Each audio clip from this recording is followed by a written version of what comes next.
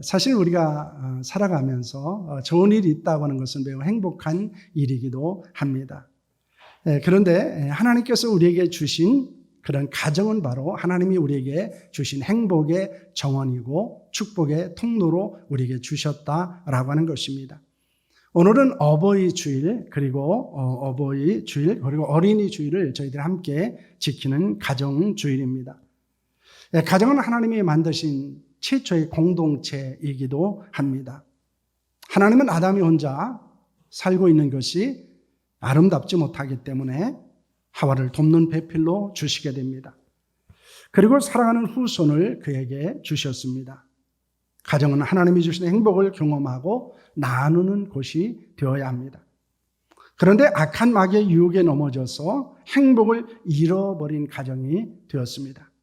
아담의 가정을 무너지게 했던 마귀는 지금도 우리의 가정을 무너지게 만들고 있다는 것입니다.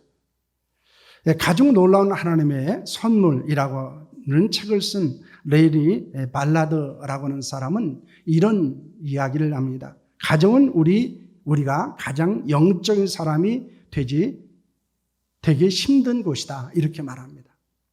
왜냐하면 가정에서 우리가 영적인 사람으로 살아간다는 것은 매우 어렵다는 것입니다. 왜냐하면 거기에는 악한 마귀의 역사가 있기 때문입니다. 가정이 무너지면 모든 것이 무너지기 때문입니다. 가정이 무너지면 우리의 신앙도 무너질 수도 있고 우리의 자녀들의 삶도 무너질 수 있고 우리의 인생도 무너질 수 있기 때문입니다. 그렇기 때문에 창세로부터 마귀는 이 가정을 무너지기 위해서 만들기 위해서 노력하고 있고 그리고 많은 시험과 유혹 속에서 많은 가정들이 무너지고 있다는 것입니다. 그래서 하나님이 주신 행복을 경험하지 못합니다. 하나님이 주신 진정한 복을 누리지 못하는 만들고 있는 것입니다. 우리가 가정주의를 지키면서 기대하고 소망하는 것이 있습니다. 그것은 하나님이 원하시는 가정을 세우는 것입니다. 그리고 우리는 행복한 가정을 세워가는 것입니다. 그런 가정에 대한 거룩한 소망을 갖고 오늘 함께 말씀의 은혜를 나누려고 합니다. 시편 128편은 하나님이 복 주시는 가정에 대한 것입니다. 구약 성경에 나타난 복은 히브리어로 에세르라고 말합니다. 이것은 하나님이 주시는 번영, 행복이라는 뜻을 갖고 있습니다. 여러분, 이것이 우리에게 주는 교훈은 무엇입니까? 하나님께 번영과 행복이 있다는 것입니다. 행복과 불행은 소유나 환경이 있지 않다는 것입니다. 복의 근원이 되시는 하나님에게 행복이 있다는 사실을 우리가 말씀하고 있는 것입니다. 왜냐하면 하나님은 복의 근원이 되시는 분이기 때문입니다.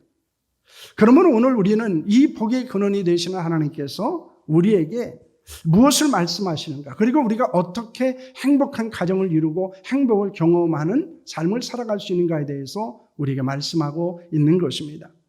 어떤 사람이 복이 있습니까? 어떤 가정이 복을 받을 수 있습니까? 여러분 1절 말씀을 보시길 바랍니다. 1절은 이렇게 말씀하고 있습니다. 여호와를 경외하며 그의 길을 걷는 자마다 복이 있도다 라고는 말씀을 하고 있습니다. 하나님은 자신의 피조물인 인간이 행복하게 살아가기를 원하십니다. 사람들을 분하게 만든 것은 하나님의 역사가 아닙니다. 그것은 하나님의 뜻이 아닙니다. 그것은 마귀의 역사이고 마귀가 유혹하는 것입니다. 하나님의 형상으로 지음받은 사람을 대적하는 마귀, 그리고 우리의 행복을 깨트리는 마귀의 역사는 여전히 우리 가운데 위협적으로 다가오고 있습니다. 우리의 행복한 삶은 하나님의 뜻이며 하나님의 소원이라는 것을 믿으시기를 바랍니다. 왜냐하면 부모의 간절한 소망이 무엇일까요? 우리의 자녀들이 행복하게 살아가는 것입니다. 그들의 온전한 가정을 이루고 그 가정 속에서 그들이 행복을 누리며 살아가는 것입니다. 하나님은 우리 아버지시가 되시기 때문에, 그리고 우리는 하나님의 자녀이기 때문에 하나님은 우리가 행복하게 살기를 원하시고 계십니다. 그런 행복한 삶을 살 수 있도록 그러므로 하나님은 그 방법을 우리에게 알려주셨다는 것입니다. 오늘 본문이 우리에게 주는 교훈이 바로 어떤 가정에게 하나님의 복이 많은가, 우리가 어떻게 행복한 삶을 살 수 있는가라고 하는 것에 대해서 말씀하고 있습니다. 첫째는 하나님을 경외하는 사람입니다. 1절 상반절 말씀을 보면 이렇게 말합니다. 여호와를 경외하며 복이 있도다. 이렇게 말합니다. 여호와를 경외하는 자에게 복이 있도다 라고 하는 말씀입니다. 이 경외라고 하는 단어는 야레라고 하는 단어입니다. 이것은 공경하다, 두려워하다 라고 하는 뜻을 갖고 있습니다. 하나님을 경외한다는 것은 무엇을 이야기합니까? 두렵고 떨림으로 하나님을 섬기는 것을 이야기하는 것입니다. 그리고 예배하는 것입니다. 기독교 상당가인 폴 트립은 이런 말을 합니다. 경외라는 책에서 이렇게 말합니다. 우리의 뒤틀려버린 삶을 바로잡기 위해서는 하나님을 경외하는 마음을 회복해야 합니다 라고 말합니다. 우리의 삶이 왜곡되고 변질되어지고 뒤틀려졌는데 우리의 가정이 뒤틀려져 있는 가정을 바로잡기 위해서 필요한 것은 하나님을 경외하는 마음을 회복하는 데 있다라고 하는 것입니다. 왜냐하면 우리가 경외하는 것이 우리의 삶을 지배하기 때문입니다. 우리가 무엇을 섬기는가, 우리가 무엇을 두려워하는가 하는 것이 우리가 지배를 받고 있는 것일 수 있다는 것입니다. 내가 무엇을 섬기는가, 내가 무엇을 두려워하고 있는가, 그것에 우리는 지배를 받고 살아가고 있습니다. 우리의 행복은 무엇에 있습니까? 하나님을 섬기는 데 있습니다. 하나님을 두려워하는 데 있다는 것입니다. 하나님을 예배하며 거룩하게 사는 자에게 하나님이 주시는 복이 충만하다는 사실을 믿으시기를 바랍니다. 그럼 우리는 우리 자신에게 질문을 던져봐야 합니다. 내가 무엇을 섬기고 있는가? 내가 무엇을 두려워하고 있는가? 내가 무엇에 지배를 받고 있는가라고 하는 것입니다. 아담과 하와의 가정에 일어난 불행은 무엇으로 인한 것이었습니까? 창세기 3장 5절 말씀을 보시기를 바랍니다. 함께 하겠습니다. 너희가 그것을 먹는 날에는 너희 눈이 밝아져 하나님과 같이 되어 선악을 알게 할 줄 하나님이 아심이니라 라는 말씀을 하고 있습니다. 마귀는 선악을 알게 하는 나무의 열매를 먹으면 눈이 밝아져서 하나님 같이 되고 선악을 알 줄 하나님이 아시기 때문에 그것을 먹지 말라고 말했다고 유혹을 하게 됩니다. 하와는 그 열매를 먹습니다. 그리고 남편 아담에게도 주어 먹게 했습니다. 그런데 그들의 범한의 핵심적인 죄의 핵심은 무엇입니까? 하나님과 같아지려는 것입니다. 여러분, 하나님과 같아지려는 죄의 핵심이 무엇입니까? 하나님에 대한 불신앙입니다. 그것은 교만이고 그 교만은 바로 하나님에 대한 불신앙을 우리에게 의미하고 있는 것입니다. 여러분, 왜 에덴의 행복을 잃어버리게 되었습니까? 하나님에 대한 불신앙 때문입니다. 이렇게 하나님에 대한 불신앙은 우리에게 불행을 가져다 줍니다. 반면에 신앙은 우리에게 행복을 가져다 주는 것입니다. 그럼 내가 하나님을 경외하는 가정을 세운다고 하는 것은 하나님이 주시는 복된 가정을 세워가는 줄로 믿으시기를 바랍니다. 둘째는 하나님의 길을 걷는 사람입니다. 1절 하반절 말씀을 보시면 이렇게 되어져 있습니다. 그의 길을 걷는 자마다 복이 있도다 라고 말씀합니다. 여기서 길이라고 하는 말은 시브리어로 테레크라는 말인데 이것은 도로, 방식이라는 뜻을 갖고 있습니다. 또한 걷는다고 하는 것은 가고 오는 것, 생활하는 것이라는 뜻을 갖고 있습니다. 그러므로 그의 길을 걷는다고 하는 것은 어떤 의미를 가지고 있습니까? 하나님이 원하시는 방식으로 생활하는 것이다 라는 것입니다. 그래서 여기서 그의 길을 걷는 자마다 복이 있도다 라고 하는 말씀의 의미는 무엇입니까? 하나님이 원하시는 생활 방식을 가지고 살아가는 자라는 것입니다. 모든 사람들은 자신이 원하는 삶의 방식을 갖고 있습니다. 그런데 문제는 그런 생활 방식이 하나님이 원하시지 않는 것일 수 있다는 것입니다. 사람은 자신이 원하는 생활 방식을 따라 살아가면 행복하다고 생각을 합니다. 그런데 종종 그런 생활 방식을 바꿔야 행복할 수 있다는 것입니다.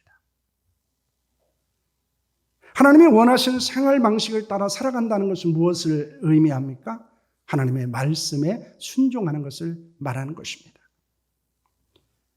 여러분, 우리가 기억해야 되는 것은 진정한 하나님의 복을 누리는 가정을 세워가는 것, 그리고 복된 삶을 살아가는 것은 하나님에 대한 신앙과 말씀에 대한 순종에 있다는 것입니다. 오늘 본문의 핵심적인 내용이 여기에 있습니다. 어떤 사람이 행복한 삶을 살 수 있습니까? 어떤 사람이 행복한 가정을 이룰 수 있습니까? 하나님을 경외하는 신앙, 그리고 하나님의 말씀에 순종하는 삶을 살아가는 것입니다. 예수님의 길에 대해서 무엇이라고 말씀을 하십니까? 마태복음 7장 13절과 14절 말씀입니다. 함께합니다. 좁은 문으로 들어가라. 멸망으로 인도하는 문은 크고 그 길이 넓어 그리로 들어가는 자가 많고 생명으로 인도하는 문은 좁고 길이 협착하여 찾는 자가 적음이라 라는 말씀을 하고 있습니다. 예수는 멸망으로 인도하는 문과 생명으로 인도하는 문에 대해서 말씀합니다. 그런데 생명으로 인도하는 문은 좁은 문이며 그 길은 비좁고 험한 길이라고 말씀하고 있습니다. 그래서 많은 사람들이 찾지 않습니다. 우리가 하나님의 원하시는 생활 방식을 갖고 살아간다고 하는 것은 좁은 문으로 들어가는 것입니다. 좁은 길을 가는 것입니다. 그 길은 많은 사람들이 원하지 않는 길입니다. 우리가 그 길을 가면은 때로는 고통스러운 길입니다. 우리가 하나님의 원하시는 생활 방식을 갖고 살아간다고 하는 것은 쉽지 않습니다. 어렵습니다. 불편합니다. 때로는 많은 것을 포기해야 하기도 합니다. 그래서 우리는 하나님의 말씀과 상관없는 삶을 살아가기도 합니다. 죄를 헬라어로는 하마르티아라고 말합니다. 이것은 길에서 벗어나 탈선하는 것을 의미하고 있습니다. 하나님이 원하시는 길, 하나님이 기뻐하신 길을 떠나서 다른 길을 가는 것이 바로 죄라는 것입니다. 그 죄는 우리 인간을 불행하게 만들었습니다. 아담과 하와는 하나님의 말씀에 불순종하는 죄로 인해서 에덴 동산의 행복을 잃어버리게 되었습니다. 지금도 많은 사람들은 불순종의 죄를 범함으로 하나님의 말씀에 순종하지 않으므로 행복을 잃어버리는 불행한 삶을 살고 있습니다. 하나님의 길을 걷는 사람이 되어 행복한 인생을 살아갈 수 있기를 축원합니다. 하나님의 말씀에 순종하는 것을 생활 방식으로 삼을 수 있기를 축원합니다. 그래서 우리는 내 생활 방식이 지금 어디에 근거를 두고 있는가, 그리고 무엇에 중심을 두고 있는가를 살펴야 합니다. 하나님의 말씀에 순종하는 것이 우리의 삶에 그리고 길이 되어야 하고, 그리고 우리의 생활 방식이 되어야 한다는 사실을 믿으시기를 바랍니다. 그러므로 하나님 우리에게 행복한 사람이 되는 것, 그리고 행복한 가정을 이루기 위해서 가장 중요한 두 가지를 말씀하셨습니다. 하나는 하나님을 경외하는 것입니다. 다른 하나는 하나님의 말씀에 순종하는 듯 하나님의 말씀을 통해서 우리의 생활 방식을 바꿔나갈 것을 말씀하고 있는 것입니다. 그러므로 우리는 하나님을 떠나 행복을 찾지 않아야 합니다. 하나님을 예배하며 행복을 경험할 수 있기를 소망합니다. 하나님의 말씀을 따라 행하며 행복의 길을 걸어갈 수 있기를 축원합니다. 하나님을 경외하며 말씀에 순종하는 자에게는 복은 무엇입니까? 첫째는 수고의 열매입니다. 2절 말씀을 보겠습니다. 함께합니다. 내가 내 손이 수고한 대로 먹을 것이라 내가 복되고 형통하리로다 라고는 말씀을 합니다. 여러분, 사람들은 수고하지 않고 열매를 거두는 것을 행복이라고 여깁니다. 하지만 진정한 행복은 손으로 수고하여 열매를 거두는 데 있습니다. 우리가 땀 흘려 일하지 않고 얻은 것은 내 것이 되지 않습니다. 그것은 복이 되지 않습니다. 오히려 그것은 화가 되는 경우가 더 많이 있다는 것입니다. 우리가 손으로 수고할 수 있는 일이 있다는 것이 행복입니다. 수고하고 열매를 거둘 수 있다는 것이 행복입니다. 이스라엘 백성들은 하나님의 은혜와 섭리로 예루살렘 성전을 재건하기 위해서 바벨론에서 돌아오게 됩니다. 그런데 유브라데 서쪽 총독들의 반대에 부딪히게 되자 성전 재건을 중단하게 되었습니다. 그 후에 성전을 재건할 수 있는 상황과 환경이 되었지만은 자신들의 집을 세우는데 너무 분주하기 때문에 하나님의 집인 성전을 세우지를 않았습니다. 그때 어떻게 되었습니까? 학개서 1장 6절 말씀입니다. 함께합니다. 너희가 많이 부릴지라도 수확이 적으며 먹을지라도 배부르지 못하며 마실지라도 흡족하지 못하며 입어도 따뜻하지 못하며 일꾼이 삭슬 받아도 그것을 구멍 뚫어진 전대에 넣음이 되느니라는 말씀을 하고 있습니다. 하나님을 위한 헌신을 잃어버렸던 이스라엘 백성들은 수고의 열매를 거둘 수 없었습니다. 아무리 많이 먹어도 아무리 많이 마셔도 그들은 행복하지 않았습니다. 많은 것을 벌어도 손으로 물을 움켜잡았을 때 빠져나가는 것처럼 어디론가 그것이 빠져나갔습니다. 우리의 수고할 수 있는 건강과 일터가 있는 것에 우리는 감사하고 최선을 다해서 수고해야 합니다. 하지만 하나님을 경외하며 말씀에 순종하는 것을 잊지 않아야 한다는 것입니다. 왜냐하면 우리가 아무리 수고한다 할지라도 우리가 하나님을 경외하며 말씀에 순종하지 않으면 하나님은 그것을 우리에게 축복으로 주시지 않습니다. 왜 그럴까요? 그것이 축복이 되면, 그것이 채워지고 그것이 공급되면 오히려 죄를 범하기 때문입니다. 그럴 때 하나님이 우리에게 원하시는 것은 먼저 우리가 하나님을 경외하는 자가 되는 것입니다. 하나님의 말씀에 순종하는 자가 되는 것입니다. 그러면 하나님께서 우리에게 감당할 수 있을 만한 하나님의 수고의 열매를 우리에게 주시는 줄로 믿으시기를 바랍니다. 그러므로 우리가 하나님을 경외하며 말씀에 순종한다는 것은 하나님의 복받을 만한 그릇으로 준비된다는 사실을 믿으시기를 바랍니다. 둘째는 가정의 행복입니다. 3절과 4절 말씀입니다. 내 집 안방에는 내 아내는 결선한 포도나무 같으며 내 식탁에 둘러앉은 자식들은 어린 감람나무 같으리로다. 여호와를 경외하는 이같이 복을 얻으리로다 라고 말씀하고 있습니다. 시편 기자는 가정의 행복에 대해서 이렇게 말합니다. 아내는 결실한 포도나무와 같다라고 이야기합니다. 그리고 자녀들은 식탁에 둘러앉은 아들들은 감람나무와 같을 것이다 라고 말하고 있습니다. 여러분, 아내를 결실한 포도나무로 비유하고 있는 것은 출산과 양육의 능력을 이야기하는 것입니다. 잠언 31장 10절 말씀은 우리에게 이렇게 말씀하고 있습니다. 함께합니다. 누가 현숙한 여인을 찾아 얻겠느냐? 그의 값은 진주보다 더하니라 라는 말씀을 합니다. 여러분, 현숙한 여인은 진주보다 더 귀합니다. 왜냐하면 자기 집안일을 보살피고 그리고 사랑하는 자녀들을 돌보기 때문입니다. 그렇기 때문에 자식들이 일어나 감사하며 남편의 칭찬을 받는다고 말씀하고 있습니다. 그런 아내와 어머니가 있는 가정은 행복할 수밖에 없는 것입니다. 또한 식탁에 둘러앉은 자식들은 어린 감람나무로 비유하는 것은 생명과 희망을 상징하는 것입니다. 이스라엘 백성들은 감람나무에서 올리브 기름을 짜서 음식을 만들 때 사용하기도 하고 집안을 밝히는 등불의 기름으로 사용하기도 했습니다. 감람나무는 한 번 베면은 죽어버리는 나무가 아니고 그루터기에서 새로운 싹이 자라나는 생명력을 가지고 있는 나무입니다. 그래서 이 이스라엘을 감람나무에 비유하기도 하고 또한 어린 자녀들을 감람나무에 비유하는 것은 생명력을 갖고 고난과 실패에 절망하지 않는다는 것입니다. 그와 같은 세상에 밝히는 빛과 같은 영향력 있는 사람으로 살아간다는 것입니다. 그러므로 하나님께서 우리에게 어린 감람나무 같은 자녀들을 주셨다고 하는 것은 무엇을 이야기합니까? 그들은 고난과 역경 속에서 절망하지 않습니다. 그리고 오히려 고난을 성장의 영양분으로 삼아서 그들은 하나님의 위대한 역사를 이루는 자가 된다는 것입니다. 여러분, 기도하는 부모의 자녀는 결코 망하는 법이 없다라고는 말이 있습니다. 부모가 자녀를 포기하지 않아야 합니다. 왜 그렇습니까? 하나님이 그 자녀를 포기하지 않았기 때문입니다. 사실 때로는 우리가 우리의 자녀들의 삶을 바라보며 때로는 포기하고 싶을 때가 있습니다. 그런데 우리가 믿는 것은 그 자녀들이 아닙니다. 하나님께서 그를 얼마나 사랑하시는가, 하나님이 그를 언약의 자녀로 삼으시고 어떻게 그를 인도해 가실 거에 대한 하나님의 믿음에 있다는 것입니다. 그러므로 우리는 자녀를 결코 포기할 수 없는 것입니다. 왜냐하면 그 자녀를 하나님이 여전히 사랑하시고 여전히 하나님이 그를 포기하지 않으셨기 때문입니다.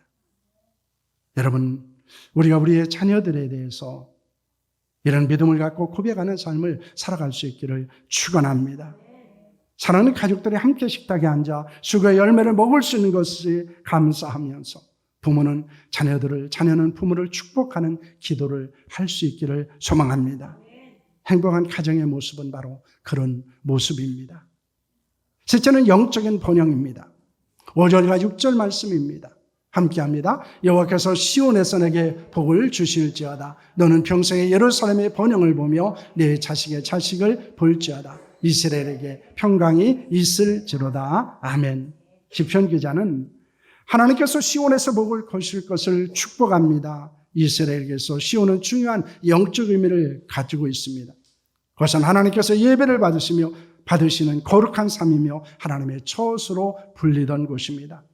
또한 평생에 예루살렘의 번영을 볼 것이라고 축복하고 있습니다. 예루살렘은 다윗이 언약궤를 옮기고 이스라엘 수도로 정하고 솔로몬이 성전을 지은 곳입니다. 모든 복은 하나님의 임재와 예배 가운데 임한다는 사실을 우리에게 교훈하고 있는 것입니다. 특히 예루살렘은 하나님의 교회를 상징하기도 합니다.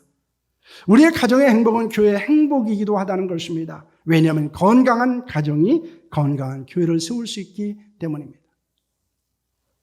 우리가 지난 10주 동안 이제 가정 부부 치료 세미나를 했습니다. 많은 분들이 고백을 합니다. 많은 유익이 있었다고.